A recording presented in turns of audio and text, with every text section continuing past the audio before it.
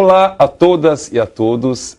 Estamos começando mais um programa Pé na África aqui pela TV Mundi. E hoje eu tenho a honra de receber aqui em nossos estúdios uma pessoa maravilhosa e dona de uma voz que encanta não só o Brasil, mas como o mundo. Né? Estou falando da deputada e cantora Leci Brandão, que veio nos presentear com a sua presença aqui hoje. Leci, muito obrigado para a senhora ter aceito esse convite. É importante que você saiba que para mim é um privilégio, né? Estou muito orgulhosa de poder estar conversando com você, que tem um pai que eu adoro, né? Que é o professor Kabengele. Tive a honra de estar com ele no conselho lá da Igualdade Racial, né, em 2005, e não poderia imaginar que um dia, né, o filho dele iria me convidar para esse programa, né? Porque todos nós temos, na verdade, os pés na África. Ah, que coisa linda. Aliás, o papai te adora. Sempre que papai te encontrou, e sempre me falou muito bem. E estava sempre tentando fazer com que a gente se encontrasse. Mas, gente, a nossa deputada é muito ocupada, né? É impressionante a gente conseguir achar um tempinho com ela. Ela é muito solicitada. Bom, a senhora tem uma carreira ali brilhante. E tem uma coisa que é muito bacana das pessoas saberem, que a senhora foi a primeira compositora, né, a participar na ala dos compositores da Mangueira. Mulher, a compositora mulher. Mulher, exatamente. Oficialmente sim, porque havia uma compositora, a falecida, inclusive Verinha, né, da Mangueira, mas que não era uma pessoa pertencente à ala. Eu tive que passar por um processo de estágio, né, em 1971 até 72, apresentando os sambas de terreiro. Quem me levou para lá foi Zé Branco, já falecido. Ele era da ala de compositores, sabia que eu fazia músicas, que fazia samba, que participava de festivais estudantis. Então, ele teve a ideia de me levar até a ala. Houve uma surpresa, o que essa moça veio fazer aqui? 40 homens reunidos, né? Eu disse, olha, eu vim aqui aprender com os senhores. Eu gostaria de ingressar nessa universidade do samba, que é a Estação Primeira de Mangueira. Então eles disseram o seguinte, bom, primeiro nós vamos fazer um teste com você, para que você nos apresente seus sambas durante um ano, e se você for aprovada, você vai receber a carteira da ala. E assim foi. Em 72 foi o primeiro ano que eu desfilei na Mangueira, já na ala de compositores. Que coisa! Pessoal, vocês não fazem ideia, porque assim, é um mundo, nesse sentido, muito masculino. Nós vemos um mundo que é muito mais, o Brasil é muito machista. Como que foi essa conquista aí? O que representou, não só para a mulher negra, mas para a mulher? Eu acho que foi o início de uma abertura, né? Porque em 71 e 70 se sabia que tinha Dona Ivone Lara no Império Serrano, e só. Né?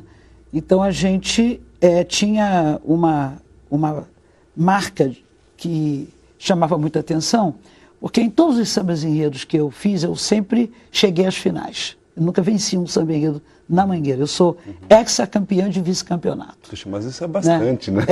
Mas por que eu não ganhava? Porque eu sempre arranjava uma forma de colocar algum recado social, alguma coisa crítica na letra do samba enredo. Entendi. E isso não era muito aceito, né, pela diretoria. Entendi. Então essa minha marca de estar sempre tentando, através da arte, dar um recado que pudesse trazer uma consciência política para as pessoas, não teve muito sucesso na questão de vitória de samba enredo. Mas, ao mesmo tempo, na quadra da Mangueira eu fui descoberta pelo pai do governador do Rio de Janeiro, né, que é o jornalista Sérgio Cabral. Quem me apresentou a ele foi a Lígia Santos, filha de Donga. Né? E aí o Sérgio Cabral foi que me deu a oportunidade de me levar para a gravadora Marcos Pereira, e já em 75 eu gravava o primeiro LP. Né? A gravadora Marcos Pereira é uma gravadora praticamente que independente, aqui de São Paulo. Foi a gravadora que lançou Cartola, né? Cartola não tinha gravado até então. Então a gente teve um início de carreira que teve a bênção, né, de Sérgio Cabral, Hermínio Belo de Carvalho, Albino Pinheiro, Jaguar do Pasquim. Quer dizer, todas essas pessoas que eram pessoas muito importantes, né, da crítica da música popular brasileira e principalmente do samba, abriram as portas para mim. No lançamento do meu LP, do meu primeiro LP, que foi na Mangueira, Estava lá Nelson Cavaquinho, Cartola, Paulinho da Viola, essas pessoas todas eu tive, né, a oportunidade de conhecer, de conviver. Quando Paulinho lançou Um Rio que Passou em Minha Vida, eu assisti o lançamento da Portela, porque o pessoal da Mangueira sempre frequentou, né, as outras escolas também. Que maravilha. Tem uma coisa muito bonita que eu já estava pensando aqui antes da conversa, que na verdade a sua chegada na política me parece uma continuidade de preocupações que a senhora sempre teve. Tentou colocar isso, inclusive, colocou na música, né? Mesmo nos sambas. Como é que é essa coisa de sempre enfrentando, sempre politizada, sempre, de onde veio isso? Como que era a sua realidade quando criança, em relação a essas questões, a dificuldade do negro, da mulher negra, das nossas questões? Como é que a senhora apurou tanto essa questão política, juntou a arte e levou isso em frente e continua levando até hoje, né, dessa maneira digna e forte e expressiva? É o que você acabou de falar, a minha vida, né, a minha história. Porque eu sou uma mulher negra, de família humilde, né? Minha mãe era servente de escola, minha avó foi empregada de casa de família, minha mãe chegou até a ser copeira, ajudando a minha avó, né? Depois ela foi trabalhar na prefeitura e moramos em 3 escolas públicas, né? Porque a gente não tinha condição de pagar aluguel. Eu morei primeiro na Escola Equador, em Vila Isabel, lá no Boulevard 28 de Setembro. Morei na Escola Arthur Azevedo, na Pavuna, né? E depois a última escola que nós moramos foi a Escola Nicarágua, lá em Realengo. E de Realengo foi que eu consegui, através de emprego, enfim, pagar aluguel para que a minha mãe saísse desse sacrifício de ser zeladora de escola pública e varrer cerca de 25 a 30 salas de aula 2 vezes, que tinha que varrer para o pessoal do curso supletivo, e quando o supletivo saía, a gente tinha que varrer à noite para entregar limpo de manhã, né, para o pessoal do curso diurno.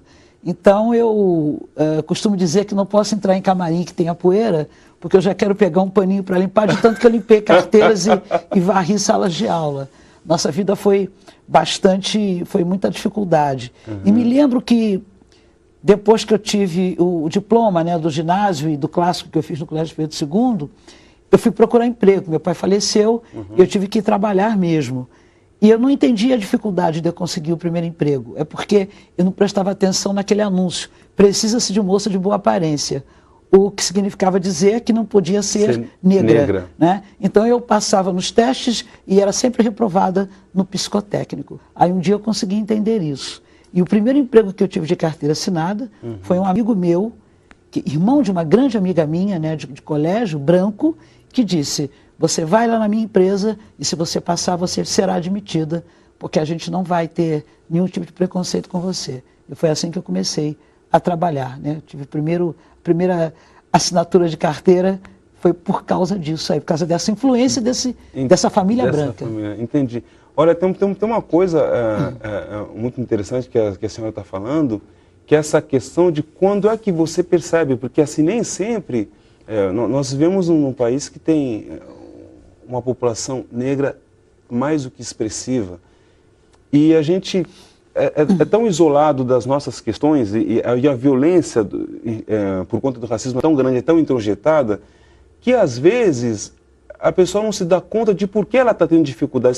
Isso é uma leitura muito interessante, muito importante para as pessoas refletirem sobre isso, porque eu tenho um irmão que é engenheiro, muito bem formado em uma das melhores faculdades de São Paulo, e que toda vez que consegue um trabalho, a gente não sabe por que não dá certo, não sai, porque não está naquela posição de pedreiro, ou de estar naquela posição enfim, de ser chefe de alguém. Né? Exatamente. Então é muito interessante isso. Olha, Alice, eu estou extremamente emocionado, né, com esse seu depoimento, porque meu pai fala que a mãe dele, do papai, era semi-analfabeta. Ele veio de um lugar extremamente pobre, que não tinha nada, e quando eu vejo pessoas como a senhora e meu pai ocupando essas cadeiras, representando e mandando essa mensagem para os jovens é uma coisa extremamente emocionante. Eu não sei de onde que vocês tiram tanta energia. Porque é assim, né? Eu tive problemas, inclusive, de ser impedida, né, de entrar num prédio no Rio de Janeiro, nos anos 80, né, já era artista, enfim, estava na finalíssima do MPB 80 da Rede Globo. E a minha mãe foi visitar uma amiga dela no bairro da Tijuca, e o porteiro mandou que nós entrássemos pela entrada de serviço. Eu quis saber por quê. Porque nós estávamos com roupa de praia, né? Nós estávamos carregando bolsas com compras, estávamos vestidas de forma natural. E ele disse o seguinte: vocês são negras, eu pensei que vocês fossem empregadas. E isso resultou numa grande confusão, até foi para todo mundo na delegacia.